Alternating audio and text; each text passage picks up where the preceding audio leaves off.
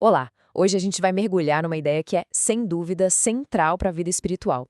A diferença que é gigantesca entre só saber algumas verdades e realmente viver essas verdades numa relação que nos transforma por completo.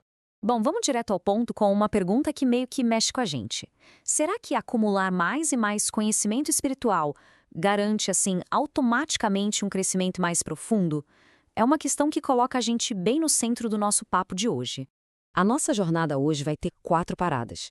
Primeiro, a gente vai separar o que é só informação do que é transformação de verdade. Depois, vamos fundo no poder de algumas palavras antigas. Em seguida, a gente entra no que eu chamo de campo de prova, que é onde a teoria bate de frente com a realidade. E para fechar, vamos entender o que significa na prática viver em aliança. Então, vamos para a nossa primeira sessão.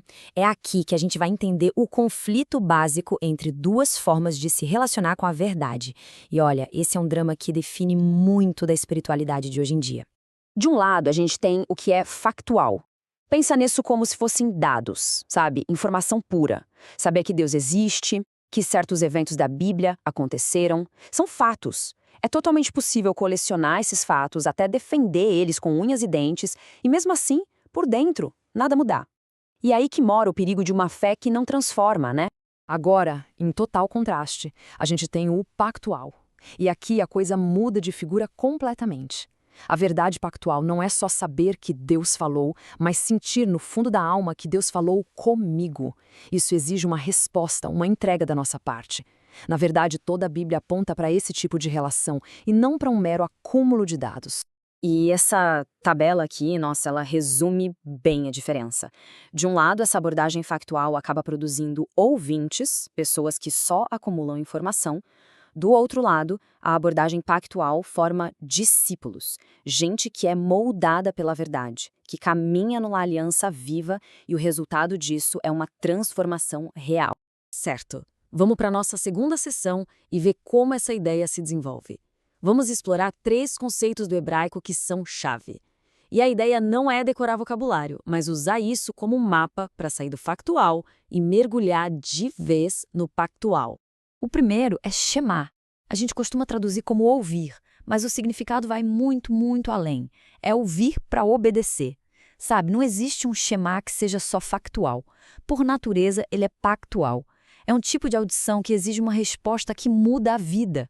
E é isso que separa um mero espectador de um participante ativo na jornada espiritual. E essa citação, que Jesus repetiu tantas vezes, captura perfeitamente o que é o Shema. Ele não estava falando do ouvido físico, claro, mas de um coração que está pronto para obedecer, pronto para uma resposta de aliança. Em seguida, a gente tem dabar. No hebraico, isso não é só uma palavra, é um acontecimento, é a palavra de Deus em ação. O dabar pode ser recebido como um conteúdo estéril, puramente informativo, ou como um chamado de aliança que molda a nossa realidade. No fundo, todo dabar vem com uma pergunta implícita. A vida de quem está ouvindo vai se alinhar com isso aqui. E o terceiro conceito é zakar, ou lembrar. Mas na mentalidade hebraica, isso nunca foi só um ato mental de buscar uma informação no passado. É trazer a aliança, o pacto, para o presente. É uma memória ativa que exige uma nova atitude hoje. Isso quer dizer que o passado não é só uma história, mas é uma fonte de força e direção para agora. Então, o ponto crucial é este. Zakar não é nostalgia do que Deus já fez. É reativar esse compromisso hoje. Quando Jesus diz, fazei isso em memória de mim, ele está nos chamando para uma renovação de aliança, não para uma simples recordação de um fato histórico. E tudo isso nos leva para a nossa terceira sessão. Se o factual é a teoria, onde é que essa teoria é realmente testada? Onde é que a gente é forçado a transformar isso numa dependência de aliança? A resposta é no deserto. E aqui, a gente não está falando só de um lugar geográfico, com areia e tudo mais. O deserto é um ambiente espiritual pedagógico, um campo de treinamento crítico. O deserto funciona de um jeito muito específico. Primeiro, ele tira de perto as nossas distrações e as nossas falsas seguranças. Depois, ele nos força a depender totalmente de algo fora de nós. E, finalmente, ele revela qual é a verdadeira base da nossa fé. É no deserto que se descobre se a fé é só um discurso para tempos de paz ou a fonte real de sustento para tempos de crise. E a nossa reação no deserto é o grande teste.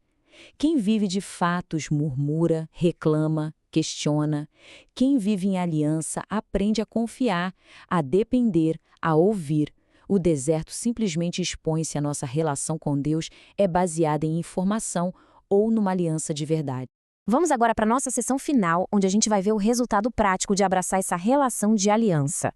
Uma identidade que é totalmente redefinida e ativa. Existe uma diferença enorme entre uma identidade factual e uma pactual. Uma é só um rótulo, uma afirmação. A outra é uma vocação, uma realidade que se vive no dia a dia. Ser filho implica obedecer. Ser salvo implica seguir. A identidade pactual não serve para inflar o ego, mas para nos alinhar com a verdade. É a diferença entre usar a fé como um acessório e ter ela como o nosso próprio eixo. E isso nos leva para uma distinção que é muito sutil, mas é fundamental. A chamada autoafirmação usa verdades bíblicas para reforçar as vontades pessoais. Já a declaração pactual, por outro lado, submete a própria vontade àquilo que Deus já disse. A diferença está na fonte de autoridade. É o ego ou é a aliança? E aqui que tudo se conecta. Sem uma aliança viva, todos aqueles conceitos poderosos que a gente viu, eles se esvaziam. O ouvir vira algo passivo, a palavra se torna só conteúdo, a lembrança vira nostalgia e a identidade não passa de um slogan religioso. Então, o ponto crucial é exatamente este. Quando a fé é vivida como uma aliança, ela sai do campo das ideias, deixa de ser só um discurso e se torna um caminho a ser trilhado, uma jornada de obediência e de transformação real. E assim a gente termina onde começou, com uma pergunta, mas agora ela volta com um peso diferente, para uma reflexão pessoal. A fé que cada um vive é uma coleção de informações corretas ou é a história de uma aliança viva, pulsante? A resposta a essa pergunta muda tudo.